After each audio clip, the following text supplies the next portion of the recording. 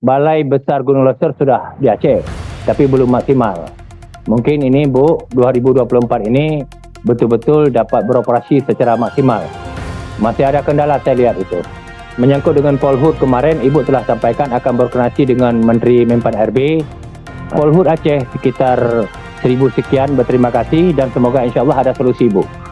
Terkait Polhut, pimpinan saya mohon izin melaporkan bahwa kami pertemuan awal dengan Pak Menpan RB sudah saya lakukan, tapi masih sangat awal dan saya melaporkan bahwa kami ada perintah dari Komisi 4 untuk bertemu Menpan dan saya akan menghadap Pak Menpan minggu depan dan kami sedang melengkapi data Polhut.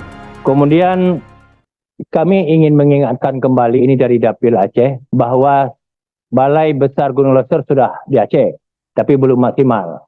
Mungkin ini Bu, 2024 ini betul-betul dapat beroperasi secara maksimal. Masih ada kendala saya lihat itu. Nah, jadi nanti 2024 saya berharap full di sana. Kemudian menyangkut dengan Polhut kemarin, Ibu telah sampaikan akan berkoordinasi dengan Menteri Menpan RB.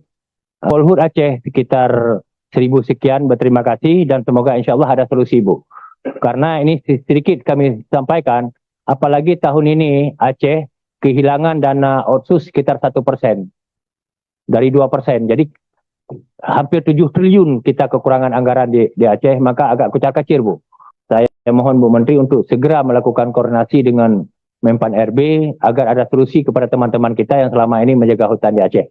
Terkait Polhut, pimpinan saya mohon izin melaporkan bahwa kami pertemuan awal dengan Pak Menpan RB sudah saya lakukan, tapi masih sangat awal dan saya melaporkan bahwa kami ada perintah dari Komisi 4 untuk bertemu Menpan dan saya akan menghadap Pak Menpan minggu depan dan kami sedang melengkapi data Polhut. Yang di KLHK ada 7.148 orang, tapi waktu saya masih di Pemda saya juga tahu bahwa Pemda juga punya Polhut dan ini juga sedang kami inventarisir dan kami akan segera melapor kepada Pak Menpan untuk langkah-langkah ke depannya.